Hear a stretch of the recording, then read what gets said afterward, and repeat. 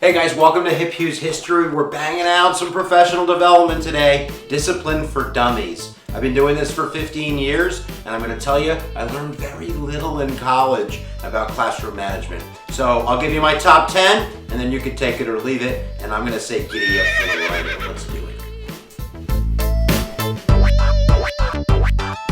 Number one, don't focus on classroom management. Don't focus on discipline. Focus on creating and facilitating learning experiences. When you do that and you do that well, when you have authentically engaged kids, when your classroom has flow, when time flies by, bad behavior just kind of seems to melt away. It shouldn't really be the focus of your classroom. If it is, I would focus more on those learning experiences rather than just on solving that bad behavior. But definitely have a product-based classroom, something that's based on composition and not just consumption of knowledge. And then you can provide differentiation and different roles for different kinds of learners and different types of kids, as well as having something meaningful at the end of your classroom experience. So giddy up for that. There you go, guys. Don't focus on discipline. Focus on the learning.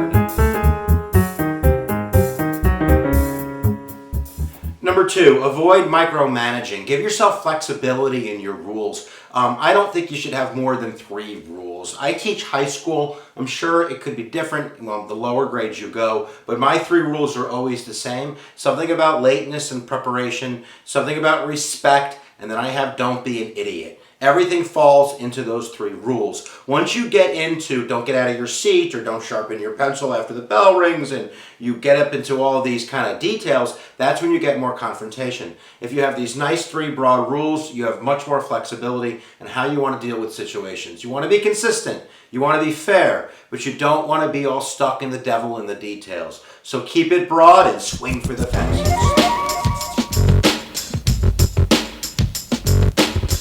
Number 3, model the cray-cray. At the beginning of the year, I go over my 3 kind of stupid rules, and I really focus on learning and having really powerful experiences in the beginning of the year. But I want to make sure my kids know that I can go there if I need to, because at the end of the day, I have an objective, and we're going to get there, and if you're in the way, there's going to be a problem. So I'll normally ask for a volunteer. We'll kind of be relaxed. I'll go, oh, thank you, Johnny, very much. And what I'm going to do, John, what did I say about messing with the kids next to you?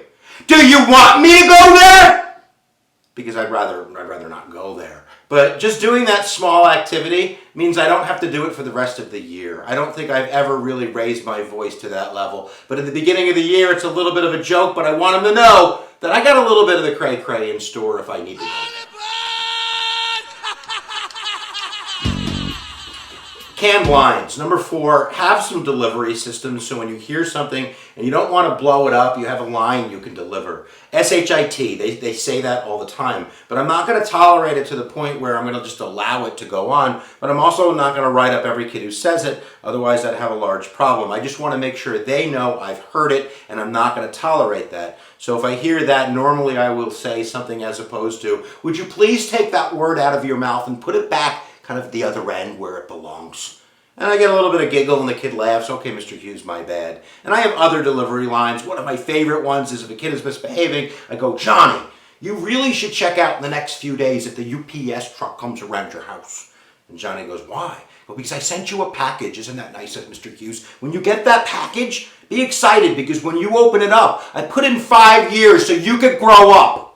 And we have a little bit of a laugh and yada, yada, yada. But I don't want to put that whole behavior issue again into the center of the room. So get a couple lines, be ready to take them out and slay the children.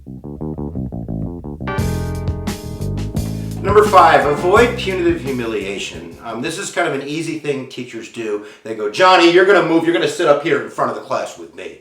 Again, when you're doing that, when you're putting Johnny on the spot, you're elevating the situation. And this isn't about winning. This isn't about winning an argument. You're going to win at the end of the day. It's about not elevating the argument to the point where Johnny has some type of classroom credibility. So you always want to try to solve these problems on the side and on the sly.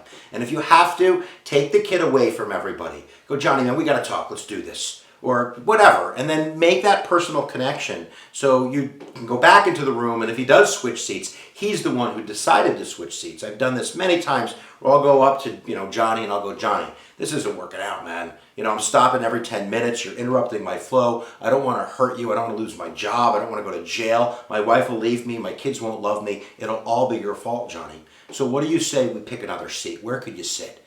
Go where you empower the child rather than disembowel the child. I said disembowel a child, which is quite inappropriate. Let's move on.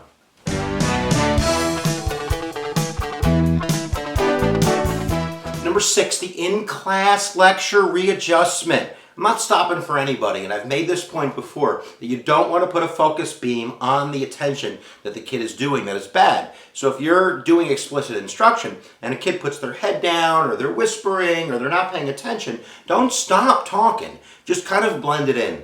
So if I'm doing something like, let's say, explicit instruction on, I don't know, Washington and the Whiskey Rebellion, and I'm saying, look guys, it's really important to understand that when Washington brings the supremacy clause to those, tax avoiders in Western Pennsylvania, he's not going to let them put their head down on the table and not pay attention to the lecture. What would Washington be saying if he let Johnny do that? He would be saying, I'm a punk and I ain't no punk. So everybody should understand now why Washington did what he did. You got that, Johnny? It's just a little bit of a kind of like a tuck and roll to make sure that Johnny understands that he should be paying attention and that you're not going to stop the lecture to go there. And in a sense, it's kind of using humor and a little bit of a wake-up call in order to get that kid to pay attention. And then if you got to go to the next level, you got to go to the next level. But don't stop, baby. Don't stop for anybody. Baby, if you've ever wondered whatever became. Number 7, plan your opening hardcore. 9 out of 10 times when there's a problem in the class, it's because the kids are bringing it from a different class into your classroom. And if they have downtime when they walk in, if they're not walking into a multimodal experience that's kind of soaking them up to give them something important to do right away, then you have that chance of that kind of spilling over from previous classes. So I would say really concentrate on your anticipatory set. What do they hear when they walk in your room? What do they see on the wall when they walk in your room? If you have that chance to grab their attention and you're not using it, then you the one who cray cray. All right, let's giddy up number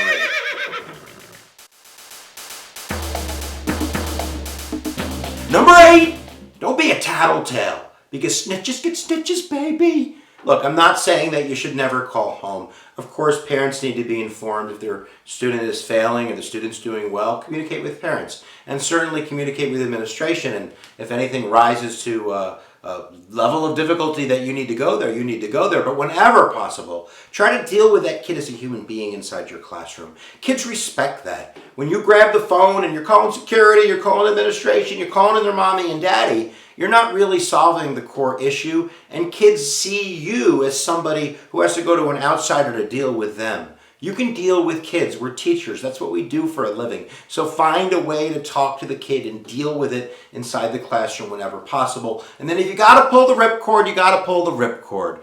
If anything, go to other people in your building. There's probably another teacher that knows how to deal with that kid that can maybe whisper a serious threat into their ear. So at the end of the day, guys, that's what you want to do. You want to deal with the problem inside the classroom. If at all possible, if you can't do that, you got to pull the ripcord. You got to pull the ripcord. But always remember that snitches get stitches.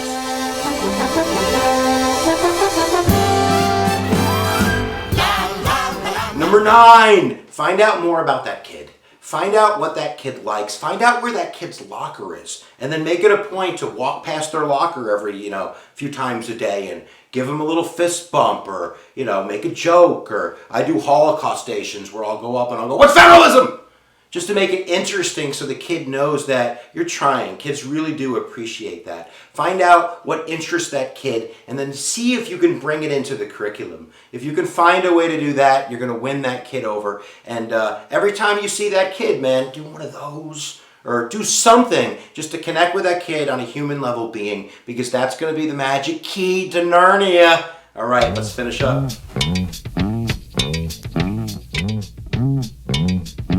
Number 10, and this might be the most important one. Whatever you do, never take it personally. If you take it personally and it rises to that type of argument, not only are you never going to win that argument or win that kid over, because at the end of the day, it all goes back to the learning. It's what we want the kid to be engaged with, otherwise we're not doing our jobs correctly. And if you take it personally, not only are you going to lose that battle, but you're going to screw up your reputation. That's going to be around the school in 30 seconds flat. And then your reputation is ruined. It makes it much harder to create, the foundations for all of those other rules that we just talked about. So much of this is built on previous years. Once you get your reputation down and kids know how you operate, they know how you play the game, they'll play it with you. But if you take it personally and you let your temper get the best of you, then you're playing their game. You're playing a school game and you're going to lose that game. So play the game smart, play it to win, but never take it personally. There you go. All right, there you go, guys. 10 tips for disciplines for dummies. I'm not calling you a dummy. And certainly if you haven't subscribed to Hip Use History by now, maybe I am calling you a dummy. All you gotta do is click on my hand and watch the magic of the internet take you to my subscription page where you can subscribe for free to hundreds of fun and focused lessons. So there you go, guys. And if you haven't checked out United Stuff of America, that's on Saturday nights, 10 p.m. Eastern Standard Time, where you might be seeing this ugly mug talk a little bit about the history to the kiddies out there. All right, giddy up for that, guys. Where attention goes, energy flows, and we'll see you next time we do a little bit of the teaching